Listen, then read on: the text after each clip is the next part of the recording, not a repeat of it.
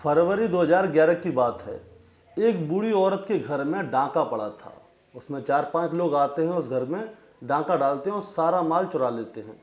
लेकिन जाते जाते उन लोगों की नज़र उस बूढ़ी औरत के पैरों पे पड़ती है। उस बूढ़ी औरत के पैरों में चांदी के इतने मोटे मोटे कड़े थे। अब वो लोगों की नज़र जैसे ही उस कड़ों पे पड़ती है तो उन लोगों का ध्यान भटक जाता है। अब वो कहते हैं अब आए हैं तो इन कड़ों को लेके ही जाएंगे। अब उस बूढ़ी औरत के पैर से उन लोगों ने उस कड़े को निकालने की बहुत कोशिश की, लेकिन वो कड़ा निकलता नहीं है। अब उन्होंने क्या किया, वो अभी माने नहीं। अब उन्होंने कहा कि अगर ये कड़े नहीं निकल रहे हैं तो इस बूढ़ी औरत के पैरों को काटो और उसमें से कड़े निकालो। अब उन लोगों ने उस बूढ़ी औरत के पैर काटे और उन कड़ों को निकाल लिया।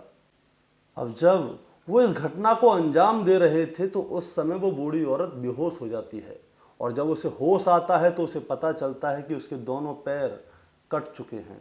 उस बूढ़ी औरत के पैर कटने की वजह से उसका बहुत सारा खून बह चुका था। अब जब सुबह लोगों को पता चलती है कि इनके घर में डाका डला है तो उस बूढ़ी औरत को ले जाकर वो हॉस्पिटल में भर्ती कराते हैं।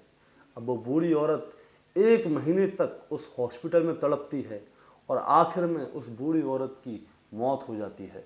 और अब जैसे ही उस बूढ़ी औरत की मौत होती है तो उसके गांव में हंगामा खड़ा हो जाता है। और जब हंगामा खड़ा होता है तो उस हंगामे की गूंज सारे प्रदेश में ही नहीं बल्कि सारे देश में गूंजती है। और साथ ही ना जाने कितने ही परिवार हैं जो कि उस बूढ़ी औरत की मौत के बाद बर्बाद हो जाते हैं।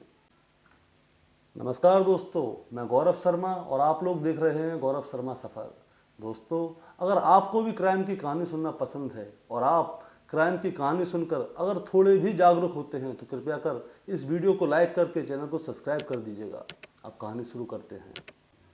दोस्तों, आज की जो सच्ची घटना मैं आपको सुनाने जा रहा हूँ, ये सच्ची घटना राजस्थान का एक जिला लगता है सवाई माधोपुर, और उसका एक थाना है माउंट टाउन, और माउंट टाउन थाना क्षेत्र का एक गांव है सूरभाम। दोस्तों, दरअसल जब उस बूढ़ी औरत के पैर काट दिए गए थे, जब उसके चांदी के कड़े उसके पैर से निकाले थे, तो उसका लगभग 1 महीने तक उसका इलाज चला, और 15 मार्च सन 2011 में उस बूढ़ी औरत की इलाज के दौरान मौत हो जाती है। और अब जैसे ही उस बूढ़ी औरत की मौत होती है तो उसके गांव में हंगामा होना शुरू हो जाता है। उसी के गांव में नहीं बल्कि आसपास के जितने भी गांव थे वहाँ पे लोग नाराज़ हो रहे थे, गुस्सा हो रहे थे, और वो कह रहे थे कि काश अगर पुलिस ने अपना काम ईमानदारी से किया होता तो जो बदमाश थे वो अब तक पकड़ लिए जाते। अब लोगों को पुलिस के ऊपर विश्वास नहीं था, इसलिए लोगों ने पुलिस को एक अल्टीमेटम दे दिया कि 17 मार्च सन 2011 शाम को 5 बजे तक अगर उन्होंने वो बदमाश नहीं पकड़े तो गांव की जो जनता है वो उग्र आंदोलन करेगी।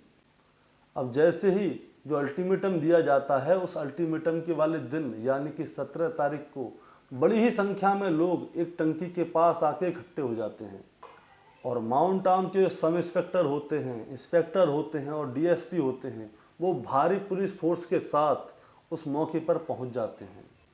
अब दोस्तों, होता क्या है, वहाँ पे जो टंकी के पास भीड़ इकट्ठी हो रही थी उसमें से 2 लड़के निकलते हैं और टंकी के ऊपर चढ़ जाते हैं, और उन लोगों के हाथ में कोई ज्वलनशील पदार्थ होता है। अब वो लोग वहाँ पे खड़े होकर बहुत ज़ोर ज़ोर से चिल्ला रहे होते हैं कि जिन बदमाशों ने उस बूढ़ी औरत के पैर काटे हैं उनको पकड़ो, नहीं तो हम यहाँ पे खड़े होकर अपनी आत्मदाह कर लेंगे। अब ऐसा लग रहा था कि जैसे शोले फिल्म की शूटिंग चल रही है और वो ऊपर धर्मेंद्र की तरह चिल्ला रहा है। अब लोग शुरुआत में तो इसको मजाक समझ रहे थे, उन्होंने ये नहीं सोचा था कि ये लोग कुछ ऐसा करेंगे या ये मामला कुछ आगे बढ़ेगा या कुछ सीरियस बात होगी। सब लोग मजाक समझ रहे थे और वो लोग ऊपर से धमकी पे धमकी दिए जा रहे थे। अब पुलिस, डीएसपी साहब, इंस्पेक्टर साहब, सब इंस्पेक्टर साहब, सब लोग उनको मनाते हैं कि आ जाओ भाई, नीचे आ जाओ, ये नाटक मत करो, चोट लग जाएगी, जल जला जाओगे, मर मरा जाओगे। लेकिन वो किसी की नहीं सुनते, और इधर से गाँव वाले लोग भी कह रहे होते हैं कि भैया नीचे आ जाओ, लेकिन वो अभी किसी की सुन नहीं रहे हैं। इन दोनों में एक लड़के का नाम होता है राजेश मीणा और दूसरे का नाम होता है बनवारी लाल मीणा। अब वो दोनों टंकी के ऊपर कोई ज्वलनशील पदार्थ लेके खड़े हुए हैं और चिल्ला रहे हैं। अब गांव के लोग और इंस्पेक्टर साहब और सब इंस्पेक्टर साहब और यानी कि पुलिस के और भी लोग उनसे कह रहे थे भाई नीचे उतर आओ, सुबह से शाम हो गई, क्यों नाटक कर रहे हो, क्यों नहीं नीचे आ रहे। लेकिन वो दोनों अपनी बात पर अड़े रहे। उन्होंने कहा कि जब तक उन हत्यारों को पकड़ा नहीं जाएगा और उस बूढ़ी औरत के परिवार वाले लोगों को मुआवजा नहीं मिल जाएगा, तब तक हम इस टंकी से नीचे नहीं उतरेंगे। दोस्तों, पुलिस ने इस मामले को अभी भी इतनी गंभीरता से नहीं लिया था। अब जब गांव के लोग और पुलिस के लोग उन लोगों को बार बार समझा रहे थे, उनमें क्या होता है, जो बनवारी लाल मीणा होता है वो तो नीचे उतर आता है, लेकिन राजेश मीणा नीचे नहीं उतरता और वो किसी की नहीं सुनता। अब वो क्या करता है, वो ज्वलनशील पदार्थ को अपने ऊपर डालता है और अपने आप में आग लगा लेता है। और जैसे ही वो आग लगाता है तो झटपटाने लगता है। झटपटाते झटपटाते वो टंकी से नीचे गिर जाता है या कूद जाता है। अब वो जैसे ही ज़मीन पे आके नीचे गिरता है तो कुछ ही देर के बाद उसकी मौत हो जाती है। और अब जैसे ही वो लड़का मरता है, उसके तुरंत बाद जितने भी गांव वाले थे उनका गुस्सा फूटना चालू हो जाता है। अब वो क्या करते हैं, वो जहाँ पे भी पुलिस वालों को देखते हैं उनको पकड़ के मारना शुरू कर देते हैं। अब पुलिस को ऐसा लगता है कि कहीं ऐसा ना हो ये सारी पब्लिक मिलकर उन पुलिस वालों की जान ले ले, यानी कि उनको मार दे। इसलिए पुलिस वाले वहाँ से भागना शुरू करते हैं। अब जो इंस्पेक्टर होता है वो अपनी टीम से कहता है कि जल्दी से गाड़ी में बैठो और यहाँ से निकल लो, क्योंकि अब ये भीड़ जो है ना वो बहुत ज़्यादा उग्र हो चुकी है और ये भीड़ किसी के काबू करने से काबू में नहीं आएगी। हो सकता है ये हम पे हमला भी कर दे। अब क्या होता है, जो भीड़ होती है वो उस जीप का पीछा करना शुरू कर देती है और साथ में और भी जो वाहन थे पुलिस वालों की उनका भी पीछा करना शुरू कर देती है। अब क्या होता है कि देखते ही देखते भीड़ पुलिस की एक जीप में आग लगा देती है। अब दोस्तों क्या होता है, एक गाड़ी में इंस्पेक्टर बैठे होते हैं जिनका नाम होता है फूल मोहम्मद। अब फूल मोहम्मद अपनी टीम के साथ उस गाड़ी में बैठ के भाग रहे थे। अब क्या होता है, मौका मिलते ही उनके सिपाही तो भाग जाते हैं, लेकिन फूल मोहम्मद साहब उसके अंदर बैठे होते हैं।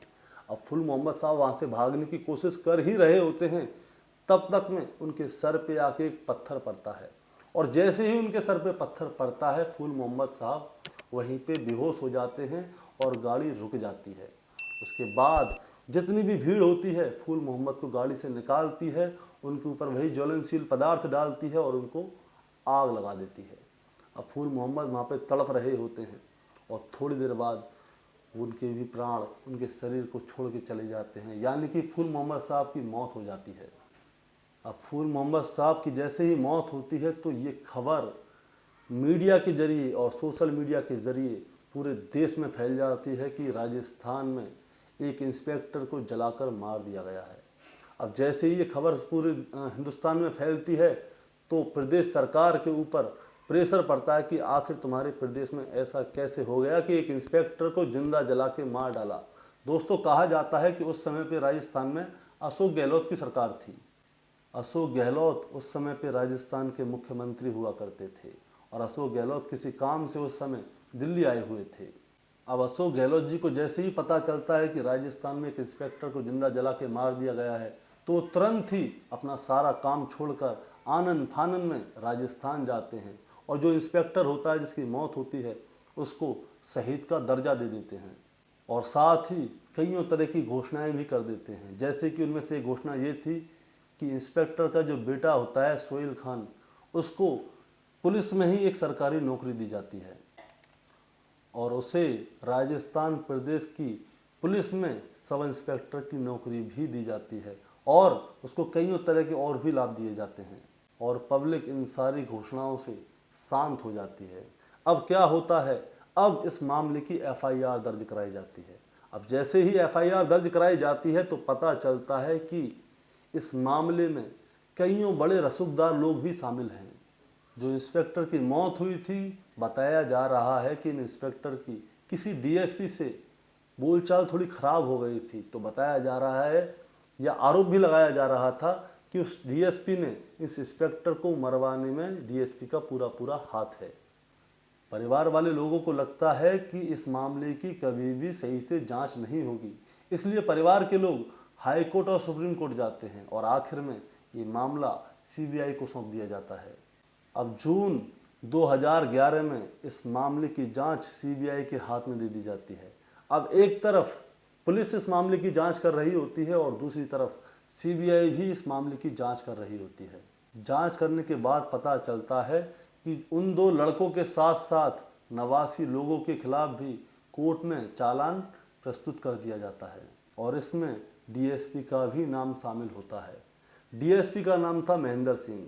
दोस्तों, कहते हैं कि अगर डीएसपी चाहता तो ये दंगा, ये हंगामा बिल्कुल भी नहीं भड़कता, लेकिन डीएसपी ने वहाँ पे जाके कोई भी कार्रवाई नहीं की और वो लड़का टंकी पे जल के मर गया। उसके बाद में वहाँ पे हंगामा होना शुरू हो गया था।